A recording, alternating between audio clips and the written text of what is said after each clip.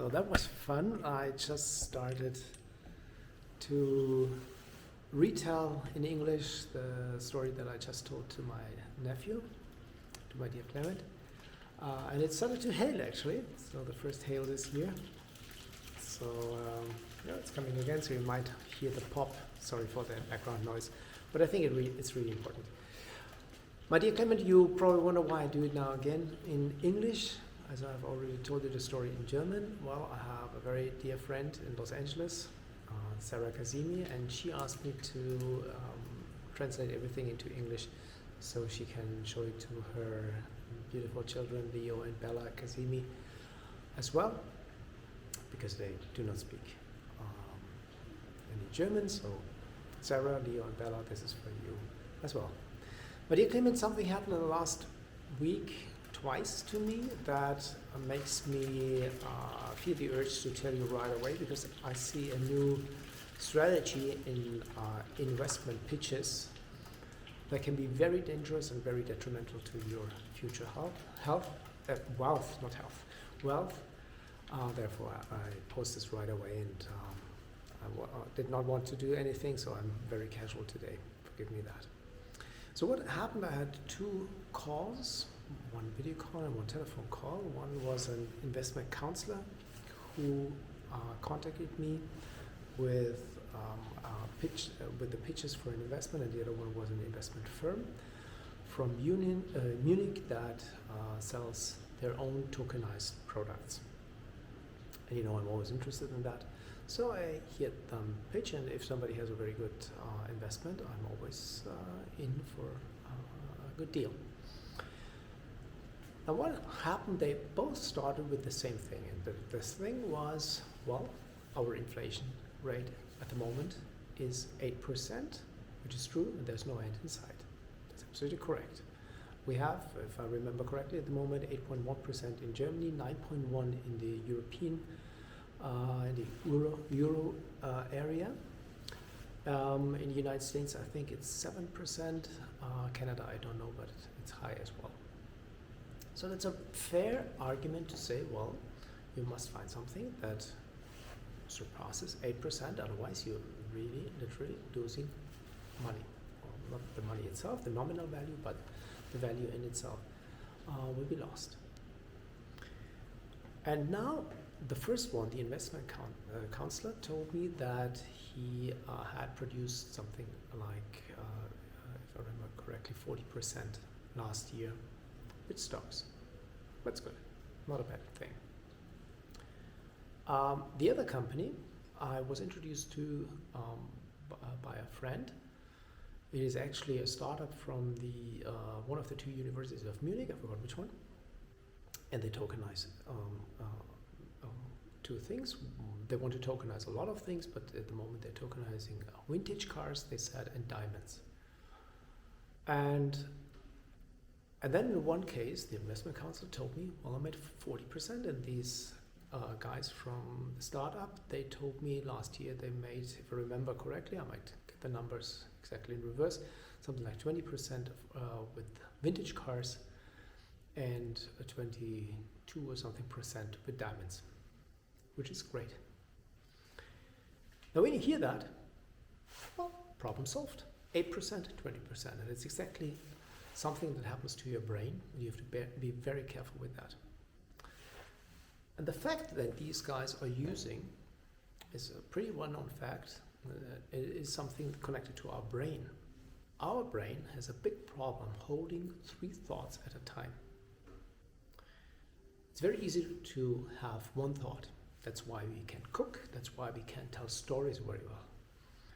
Why we can tell jokes. Like this one thing that's very easy for the brain. 2, it's already more difficult. Like perhaps you tried cooking while you were on the phone, and then you either talked nonsense or whatever you cooked didn't turn out to be as well as you wanted, but let's put it like that. There's a famous experiment from the early 70s. If I remember correctly, it was Columbia University. Please look it up. It's very easy. And the thing was this. They told people you have to bring 3 items from the basement, run from the, I think cupboard, one from a storage unit, and one, I don't know what the third one was. And before they were allowed to do that, they had to watch a news report on TV and then make a very simple quiz. And the result was, if I remember the numbers correctly, I think 12% came back with one item. A little bit under 70% came back with two, and around 18% only came back with all three items. Women fared, to their credit, they fared a little bit better on the three item thing, because they did way better on the one item result. So I think it was something like 8% only brought one item. Again, around 70% brought two, and then 22%, something like that, brought back all three items. Now here's what happens to the brain. Basically, there was immediately one question to be asked right away. That is, how do you make sure to have consistent results in that? And connected with that, the question, is this a return like a dividend or something on a cash basis, or is it an increase in value? It's very important to differentiate these two things. Now, there was absolutely no proof of these guys to be able to do it long term. The one guy did not tell me what his return was in the years before. The other company was not able to show any numbers because they only started last year. Perhaps they got the wrong guy, this investment firm, because I collect vintage cars, and it was very easy for me to see. I know Porsche 356 that they pitch. They go up and down very much in price. 20-25% per year up and down is absolutely not uncommon here. They're a pretty stable investment, but to have that annualized over long term, no, it's not possible. With diamonds, I have no clue. I don't even know if it's true what they were telling. I have no idea what diamonds cost, because it's not an investment item that I look into. But what happened with the brain? The brain looks at the problem, 8% inflation. Really, that is something to think about. And here is the promise of a past return of 20%. And instead of saying, well, for 1 year that might be true, you might offset that, which in this case is even not possible, because they were not talking about this year, they were talking about 2021, the return they had there, with completely different with a completely different story. We did not have a war at that time. We did not have the energy shortages. We didn't have inflation at all at that time.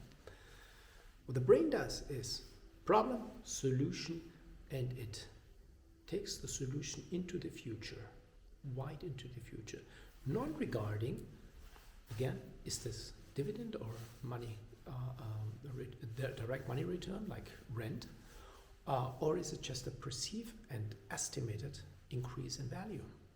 They did not sell the investments.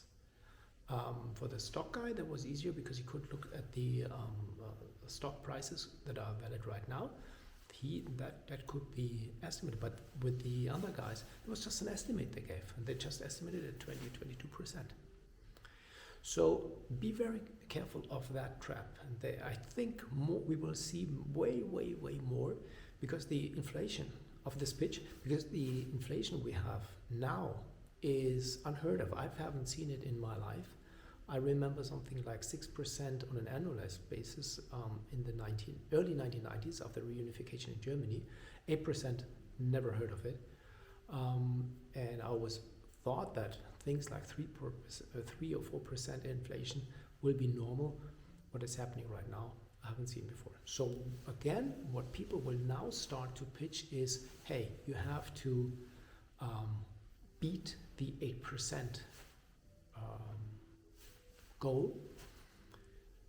And I personally predict a big uprise in sleazy investments, in pitches that are just using this way how our brain functions.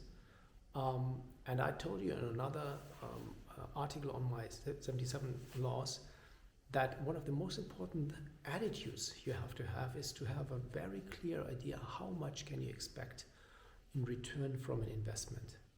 And I told the gentleman from the investment company, because he was so confident and he was a great sales guy, I told him, listen, you want to sell 20%?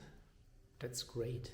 You will outshine Warren Buffett by far, very, very, very easily. So, and that's when he did not want to continue talking to me, because I basically told him it's not about the one-time thing, it's about the persistency. Now, just to tell you why I'm very confident with my investments, you know, I have left most stocks except for one, and I still love my real estate investments. Why?